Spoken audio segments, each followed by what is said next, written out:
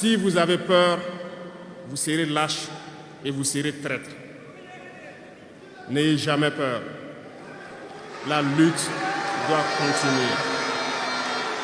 Et j'espère que tout le monde est conscient que nous ne sommes plus dans une guerre de terrorisme, mais dans une guerre d'indépendance. Et il faut que chacun comprenne que c'est une logique pour les impérialistes de nous imposer cette guerre.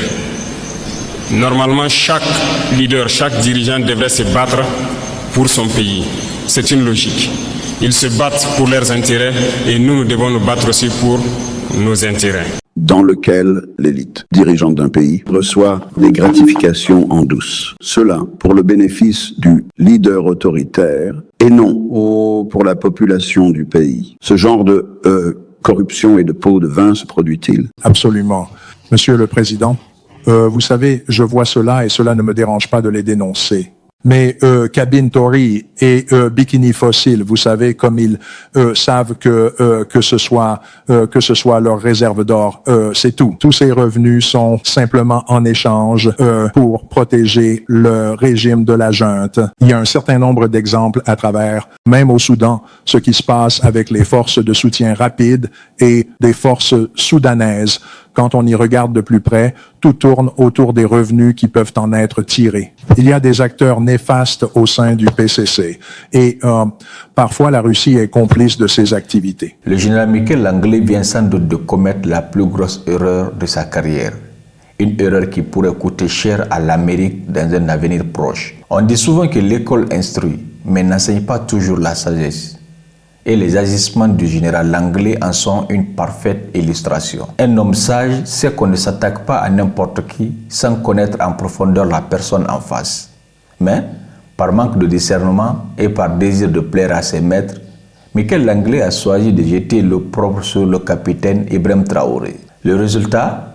L'effet inverse de ce qu'il espérait. Aujourd'hui, de plus en plus d'Américains découvrent qui est réellement le capitaine Traoré. Ce vent nouveau pourrait bien attiser des foyers de révolte contre les oppresseurs. Et ce, à une échelle que Langley et ses maîtres n'avaient certainement pas anticipée. Ce qui est encore plus remarquable, c'est que le capitaine Ibrahim Traoré avait tout prévu. Il avait déjà décrit et expliqué les comportements de figures comme ce général. Comme s'il savait d'avance ce qui allait arriver. Toute l'Afrique trouve aujourd'hui les actes de Michael Langley honteux et déshonorants. À présent, c'est notre tour. À nous tous qui rêvons de voir souffler le vent de la souveraineté sur chaque mètre carré de notre terre, de ne pas faillir. À nous de porter haut cette lutte, avec force, courage et dignité, comme l'ont fait des milliers d'éveillés à travers le monde, en partageant les messages et vidéos qui réveillent les consciences. Le combat ne fait que commencer. La patrie ou la mort, l'Afrique vaincra. Si nous arrivons à nous développer, à prospérer, ce qui veut dire que là-bas, ils ne pourront pas se développer. Ils vont devoir régresser. Si nous arrivons à transformer demain nos matières premières, ça veut dire que là-bas, des usines vont fermer. Est-ce que vous comprenez la logique? Donc c'est normal qu'ils se battent pour mélanger notre société, pour nous maintenir dans cette guerre constante et qu'on ne puisse jamais réfléchir un jour se développer. Et là, ils continueront à se développer eux et nous serons toujours là à exporter vers eux nos matières premières et notre jeunesse en train de souffrir dans la misère, chercher à traverser l'océan pour aller mendier là-bas. Donc, ils sont dans leur logique de protéger leurs intérêts, de la mauvaise façon certes, mais nous, notre devoir c'est de nous battre pour nous affranchir et nous sortir de cette situation. L'incompétence est un phénomène très dangereux qu'ils ont utilisé pour détruire la société africaine. Dans nos administrations, il y a beaucoup d'incompétence. Reconnaissons-le. Les incompétents ont beaucoup de place à côté de l'impérialisme. Parce que les incompétents peuvent plomber le développement d'un pays. Les incompétents peuvent vous amener à douter de vous. Les incompétents aiment la facilité. Les incompétents aiment tout pour eux seuls. Les incompétents n'aiment pas ceux qui sont compétents.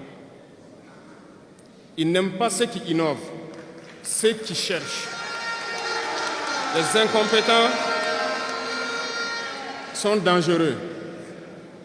Lorsque vous êtes éclairé, l'incompétent ne vous aime pas. Lorsque vous voulez innover, l'incompétent ne vous aime pas. L'incompétent sait reconnaître celui qui est compétent et il va le combattre jusqu'à son dernier souffle parce qu'il a peur de celui qui est compétent.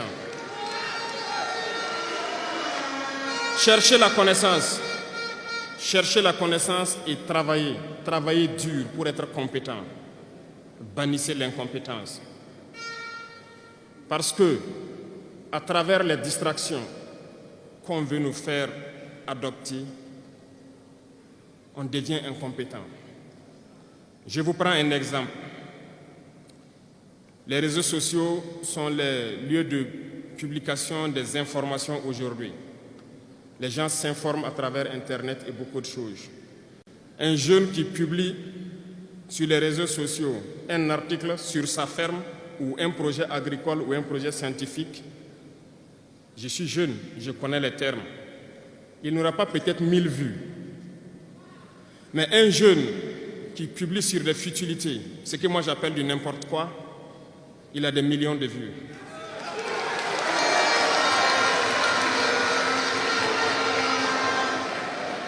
Justement, comme disait le jeune slammer, on veut vous faire perdre du temps dans les futilités. Prenez conscience, intéressons-nous au travail et cherchons la connaissance, cherchons la compétence. Se distraire, c'est bien, mais on doit travailler d'abord, avant de se distraire. Cherchez la connaissance, sinon vous perdrez du temps à ne rien faire. Et la jeunesse, c'est l'époque, c'est la période où il faut exploiter son temps à bon escient. Les impérialistes le savent. Voilà pourquoi ils vont multiplier tout ce qui est événement de distraction. Ils vont multiplier tout ce qui est événement qui peut vous détourner du travail pour que vous soyez des incompétents. Et en ce moment, quand vous êtes endormis, on choisit les incompétents pour diriger tout ce qui est structure importante. Et vous n'avez le choix que de vous plier. Ne soyons pas incompétents, cherchons la connaissance. Les incompétents se cachent souvent derrière des mots. Ils emploient les termes de démocratie, de liberté, sans se rendre compte de quoi il s'agit. Camarades, la démocratie est un état d'esprit, autant que la jeunesse est un état d'esprit. C'est soi-disant démocrate, mais regardez le monde. Comment est-ce qu'on peut vouloir imposer la démocratie en tuant des millions de personnes? C'est de la dictature, ça, ce n'est pas de la démocratie. Ça ne s'impose pas. Ceux-là qui se disent démocrates, mais regardez, nous avons vu des scènes où on a empêché des gens de rentrer dans des assemblées. On a vu des scènes où des forces ont débarqué dans des assemblées pour obliger les députés à prendre des textes. On a vu des scènes plus terribles que ça, où les gens tuent leurs manifestants. Mais eux, ils s'appellent démocrates et nous, on nous appelle donc des putschistes.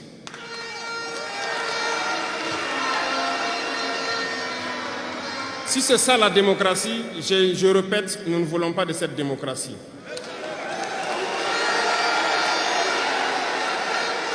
Et quand vous voyez souvent les incompétents, ils ne cherchent pas à savoir quelle est la signification du mot démocratie en réalité. Ils s'accrochent juste à la définition qu'il lui a donnée l'impérialisme et il se met à parler de démocratie sans réellement connaître le fondement. Ça, c'est de l'incompétence. Il faut chercher à connaître, avoir la connaissance, regarder le monde pour redéfinir la démocratie telle que nous le voulons en Afrique.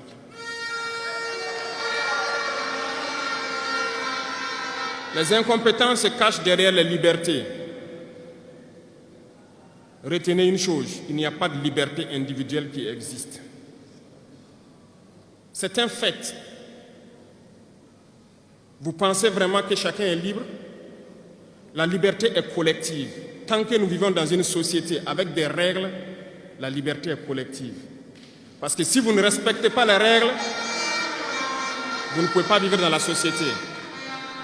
Si vous êtes libre de parler comme vous voulez, l'autre aussi est libre de vous répondre comme il veut. Ça sera du désordre. Si vous êtes libre de rouler dans la rue et de passer le feu au rouge comme vous voulez, l'autre est libre de passer aussi et de vous cogner.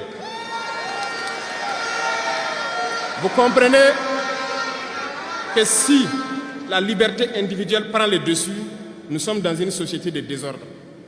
Voilà pourquoi il y a des règles dans la société. Et les règles, tout le monde doit les respecter. Et là, on parle de liberté collective. Donc, certains se donnent le droit de parler de leur liberté individuelle à eux, mais ne tenant pas compte des autres.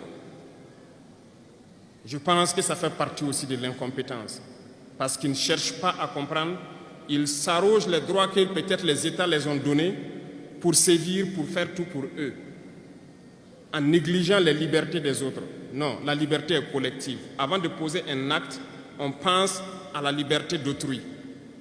Et nous ne devons pas transcender la liberté des autres. Donc ça fait qu'on doit avoir de la réserve.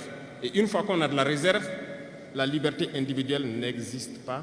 La liberté est collective. Et nous devons avoir cette culture de liberté collective.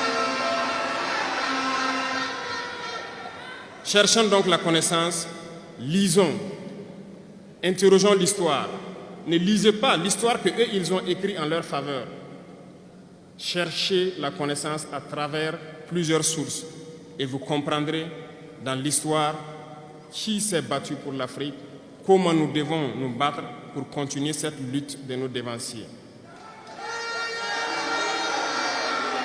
Et je ne terminerai pas mes propos sans faire un coup de gueule encore au volet de la communication. Parce que, comme je le dis, c'est l'arme fatale de l'impérialisme. Et vous, jeunes, vous devez tout faire pour savoir distinguer le vrai du faux. Nous continuerons à démonter les mensonges des médias impérialistes qui essaient de toujours créer des soucis en Afrique. Parce que ces médias, par leur bouche, ils peuvent vous rendre un roi demain. Par leur bouche, ils peuvent vous faire quitter de votre position de roi et vous rendre un piètre esclave demain. Faites attention.